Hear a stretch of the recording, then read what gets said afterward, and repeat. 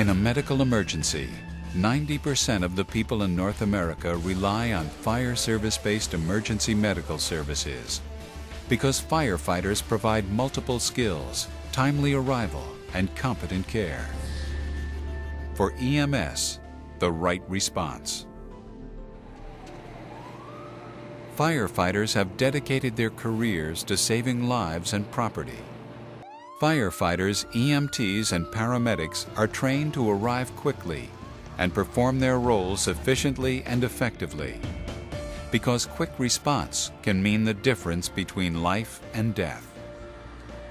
When there's a medical emergency at my home or my place of work, I want fire-based EMS to respond because they're the organization and the people with the training and the equipment to handle any contingency that comes up. Today, fire service-based EMS professionals provide the community with the most rapid response times and the highest quality of pre-hospital patient care possible. The emblem you see on every one of their emergency medical response vehicles says it all. It is called the Star of Life. The serpent and staff in the middle of the star are time-honored symbols of healing. Each point in the star has a significant meaning. Detection, reporting, response, on-scene care, care in transit, and transfer to definitive care. Detection and reporting are for the most part handled by dedicated emergency systems established within each community. The remaining 4 points of the star are of direct and vital concern to fire service-based emergency responders. Each is a constant reminder that quick response means the difference between life and death. Decades ago, firefighters helped establish the use of vital life-sustaining services such as first aid, oxygen systems, and CPR. I answered the call and I was doing CPR. EMS pioneer Eugene Nagel. The cardiac arrest was unsuccessful, and this fire lieutenant said to me, well, they all die anyway. And at that time, 1963, in the hospital, we would occasionally have a success with a cardiac arrest. And when he said they all die outside in the street, I said there has to be some reason. We obviously can save lives in the street if we do something like we do in the hospital. And that became the center of the idea for trying to change how we treat patients in the street. The modern approach to emergency medical services was supported by the revolutionary study, Accidental Death and Disability, the neglected disease of modern society. We chose the firefighter to deliver this emergency care because the firefighters were available. We didn't have to invent them. They were there. They were stationed throughout the community, and they were willing to learn. They were easy to teach. Today we are guided by another landmark, the Institute of Medicine's Future of Emergency Care Report. If there are any government agencies or public groups that think that EMS is a static discipline, they are sadly wrong. And in fact, there is a recent paper by the Institute of Medicine in Washington that lists the areas where improvements and changes are needed. The IOM's recommendations envision a 21st century emergency care system where care is seamless between all points on the Star of Life, accountable, and able to perform well both day to day and in times of disaster. There's a real benefit to having seamless care, some care where you're not transferring a patient to another agency. There's something lost every time you do that. Many improvements in medical care have unfortunately been the product of war. We've also learned that many injuries that occur in the battlefield and those that occur in the civilian sector are time-sensitive injuries. What that means is you have a very few minutes to stop that process of death for that patient.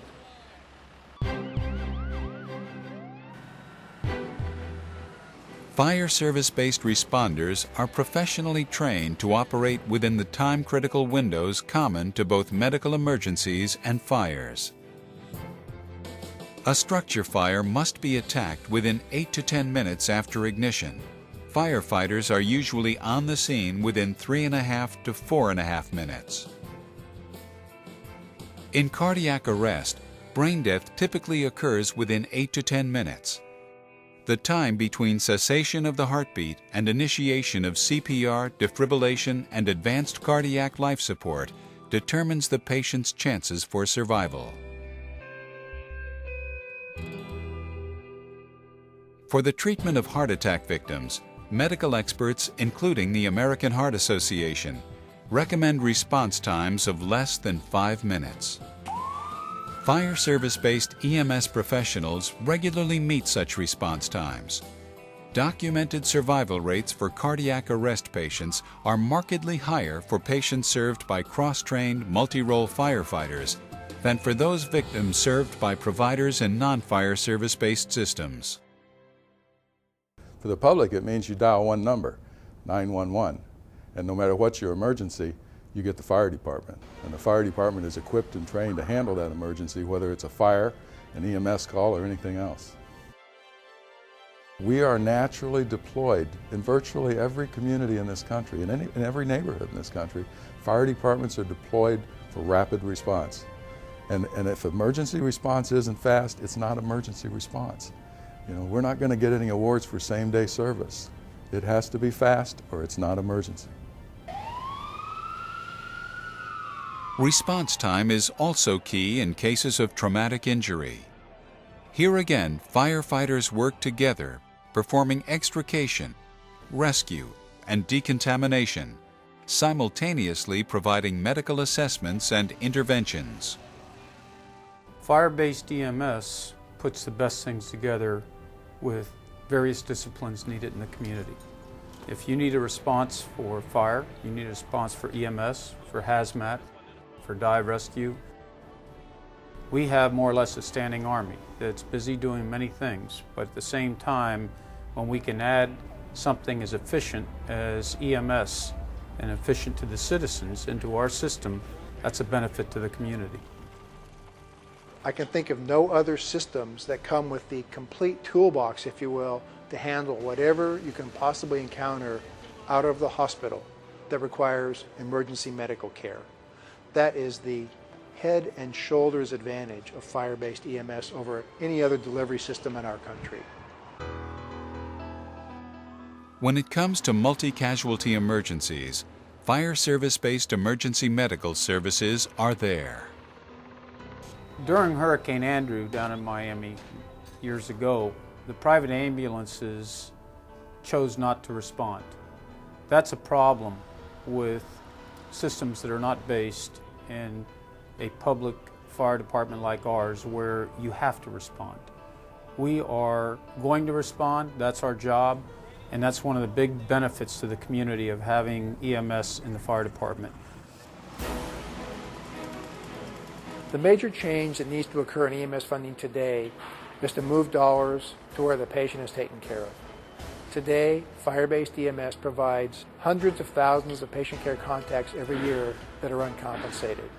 That patient care is just as important as the transportation of that patient to the hospital. Firefighters. When the community calls, they are there. 24 hours a day, every day of the year. When decisions are made at the national, state, and local levels of government, remember that the most common and effective means of delivering 911 emergency medical care throughout the nation is through fire service-based EMS systems. Policies that protect, support, and enhance the capabilities of fire service-based EMS systems are critical.